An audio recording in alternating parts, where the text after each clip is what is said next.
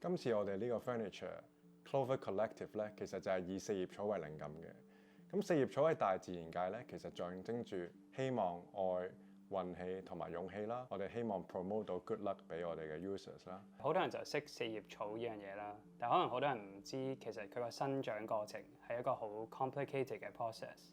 咁而我哋依個設計嗰5層嘅 layer 咧，就每一層就代表佢個 growth 嘅其中一個 layer 啦。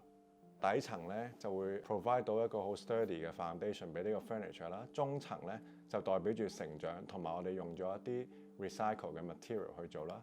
頂層會見到一個好靚嘅曲面咧，一個好舒適嘅位置咧，亦都象徵住和諧同埋完整性。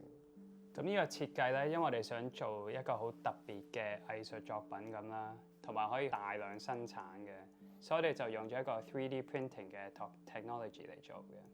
咁我覺得我哋今次揀咗 Stars 就一個非常好嘅選擇啦。佢哋本身有一個好 strong 嘅設計嘅 background， 而第二其實佢哋對美觀啊啲 taste 同 aesthetics 都非常好嘅。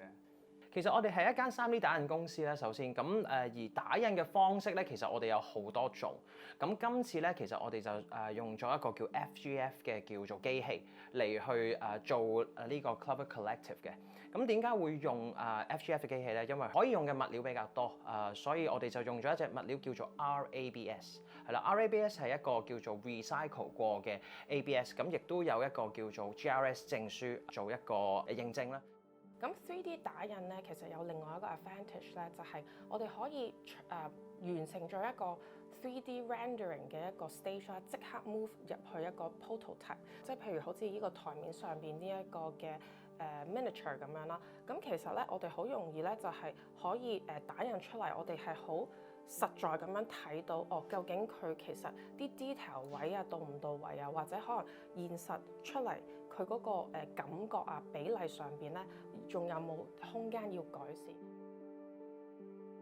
咁我哋希望呢個設計咧係好 flexible， 可以好容易 blend into 好多唔同嘅公共空間嘅。我哋都希望係可以好多人可以 enjoy 到呢個furniture piece 咯。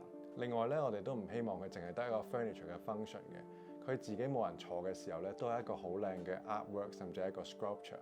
咁另外，我哋作為專注喺公共空間同埋社區嘅建築師咧，我哋希望做到一件好 communal、好 encourage 到 social interaction 嘅 furniture。最後當然好似四葉草呢個名咁樣啦，我哋希望可以俾到 good luck 我哋嘅 users。